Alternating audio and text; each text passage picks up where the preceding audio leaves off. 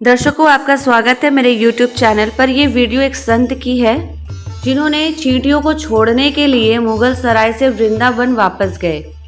कहानी सुनने से पहले, घर से निकलने से पहले इन नियमों का पालन ज़रूर करें और अगर कहानी अच्छी लगे तो वीडियो को लाइक और चैनल को सब्सक्राइब ज़रूर करिएगा ताकि हमको भी मोटिवेशन मिलता रहे और आपके लिए अच्छी वीडियो लाती रहूँ। घर से जब भी बाहर जाए तो घर में विराजमान अपने प्रभु से ज़रूर मिलकर जाए और जब लौट कर आए तो उनसे ज़रूर मिले, क्योंकि उनको भी आपका घर लौटने का इंतज़ार रहता है। घर में यह नियम बनाइए कि जब भी आप घर से बाहर निकले तो घर में मंदिर के पास 2 घड़ी खड़े रहकर कहें, प्रभु चलिए, आपको साथ में रहना है। ऐसा बोलकर ही घर से निकले, क्योंकि आप भले ही लाखों की घड़ी हाथ में क्यों ना पहनते हो, पर समय तो प्रभु के ही हाथ में है ना। तो चलिए अब कहानी पे आते हैं। एक सच्ची घटना सुनिए एक संत की। वे एक बार वृंदावन गए, वहाँ कुछ दिन घूमे फिरे, दर्शन किए। जब वापस लौटने का मन किया तो सोचा भगवान को भोग लगाकर कुछ प्रसाद लेता चलूं। संत ने रामदाने के कुछ लड्डू खरीदे, मंदिर गए, प्रसाद चढ़ाया और आश्रम में आकर सो गए। सुबह ट्रेन पकड़नी थी, अगले दिन ट्रेन से चले। सुबह वृंदावन से चली ट्रेन को मुगलसराय स्टेशन तक आने में शाम हो गई। संत ने सोचा अभी पटना तक जाने में 3-4 घंटे और लगेंगे, भूख लग रही है। मुगलसराय स्टेशन में ट्रेन आधे घंटे रुकती है, चलो हाथ पैर धोकर संध्या वंदन करके कुछ खा लिया जाए। संत ने हाथ पैर धोया और लड्डू खाने के लिए डब्बा खोला। उन्होंने देखा लड्डू में चींटी लगे हुए थे। उन्होंने चींटियों को हटाकर 1-2 लड्डू खा लिए, बाकी लड्डू प्रसाद बांट दूंगा ये सोचकर छोड़ दिए। पर कहते हैं ना, संत हृदय नवनीत समाना।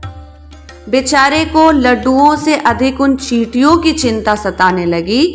सोचने लगे ये चींटी वृंदावन से इस मिठाई के डब्बे में आए हैं। बेचारे इतनी दूर तक ट्रेन में मुगल सराय तक आ गए।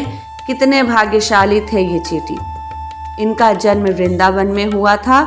अब इतनी दूर से पता नहीं कितने दिन या कितने जन्म लग जाएंगे इनको वापस पहुंचने में। पता नहीं ब्रज की धूल इनको फिर कभी मिल भी पाएगी या नहीं।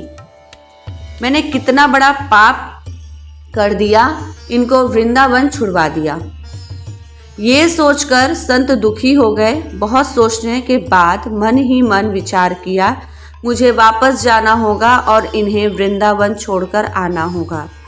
और संत ने उन चींटियों को वापस उसी मिठाई के डब्बे में सावधानी से रखा और वृंदावन की ट्रेन पकड़ ली। उसी मिठाई की दुकान के पास गए, डिब्बा धरती पर रखा और हाथ जोड़ लिए। मेरे भाग्य में नहीं कि तेरे ब्रज में रह सकूं, तो मुझे कोई अधिकार भी नहीं कि जिसके भाग्य में ब्रज की धूल लिखी है उसे इससे दूर कर सकूं।